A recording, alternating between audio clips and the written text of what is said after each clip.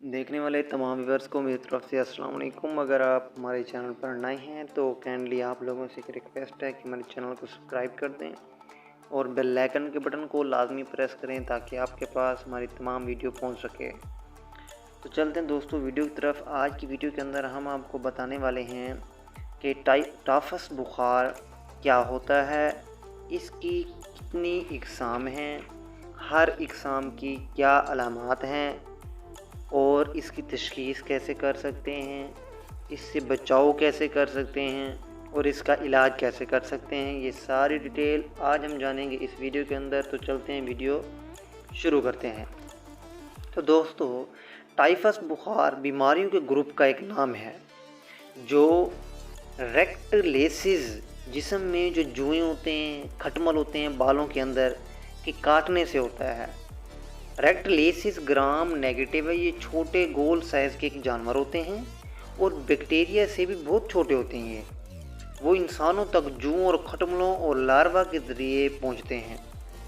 वो आदमी की जल्द के पर ज़ख्मों के वास्ते से अंदर दाखिल होते हैं। टाफस बुखार की 3 इकसाम होती हैं, 3 टाइप्स होती हैं। नंबर 1 वबाई बुखार, नंबर 2 बरूसी टाफस, नंबर 3 स्कर्ब टाफस।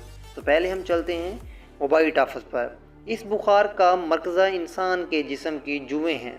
इस बुखार का ताल्लुक जंगों से भी होता है, यानी फ़ौजियों में फैलता है। ये बुखार अफ्रीका, मरकज़ी और जनूबी अमेरिका और एशिया में बहुत ज़्यादा आम देखा गया है। उसके बाद हम आते हैं नेक्स्ट पर, ज़माना अफजाइश वबाई टाफस। इंक्लूडेड पीरियड कितना होता है वबाई टाफस का? वबाई टाफस 1 से 3 हफ्तों के दरमियान अचानक शुरू होता है। इससे ये शदीद किस्म का बेचैनी और उज़लात का दर्द शुरू होता है। शदीद सर दर्द होती है। बुखार 102 से 104 दर्जे तक होता है और हर रोज़ चढ़ता है। बुखार चढ़ने के तकरीबन 7 दिन बाद मरीज़ के जिस्म पर खसरा नुमा दाने निकलते हैं जिनका रंग स्याह हो जाता है। ये दाने पीले, सीना और पेट भर, फिर हाथों और कलाइयों के पीछे तरफ और इसके बाद आहिस्ता आहिस्ता सारे जिस्म पर फैल जाते हैं। 5वें छठे दिन इन दोनों रानों में रायशा पड़ जाता है और सोजिश शुरू हो जाती है। मरीज़ को हज़यान हो जाता है। बाद मरीज़ बेहसी की मदहोशी भी होते हैं।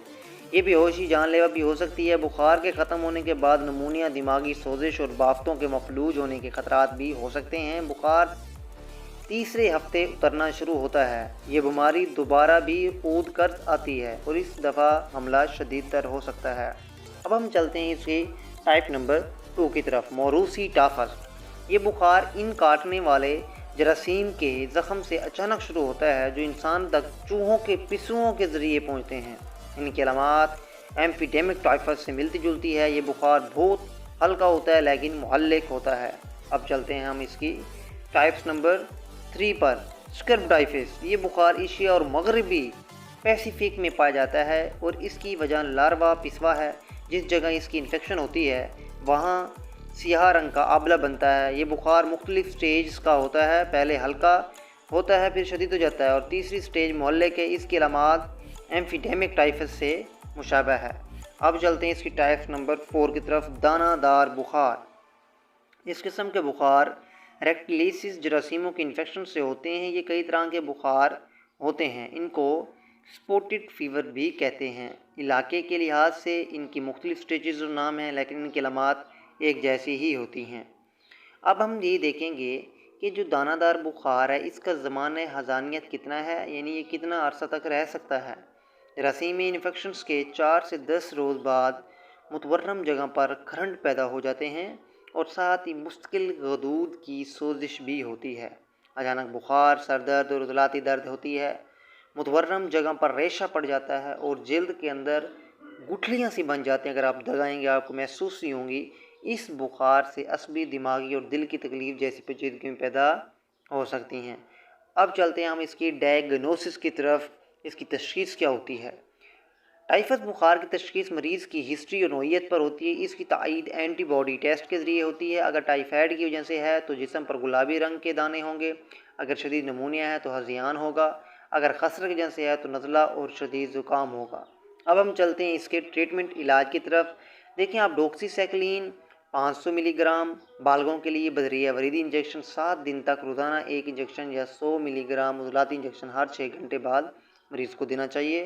بالغوں کو ٹیٹراسائکلین کو 0.5 گرام 4 متفرق خوراک اور بچوں کو 50 سے 100 ملی گرام بحساب فی کلو گرام جسمانی وزن 4 برابر خوراک دیں۔ بچوں کو کلوروفینیرا امین 50 سے 100 ملی گرام فی کلو گرام جسمانی وزن کے حساب سے 4 گھنٹے بعد دیں اور بڑوں کو 2 سے 3 گرام ہر 6 گھنٹے بعد دیں۔ اس خوراک کو 5 گرام تک بڑھا سکتے ہیں۔ اگر مریض شدید ہو تو اینٹی باڈیز کی ساتھ اسٹیرائڈ بھی دے سکتے ہیں۔ 25 سے 50 ملی گرام پریڈنیسولون کلو گرام بحساب جسمانی وزن 2 دن تک کھلائیں۔ مریض کی جوئیں پسوں وغیرہ ختم کرنے کے لیے DDT یا کوئی اور جراثیم کش کا چھڑکاؤ کریں۔ صفائی کا خاص خیال رکھیں۔ اب ہم اس ویڈیو کے اندر آپ بتائیں گے کہ آپ اس کو ڈائٹ کون سی دے سکتے ہیں۔ مریض کو یخنی، شوربہ، چپاتی کھانے کو دیں۔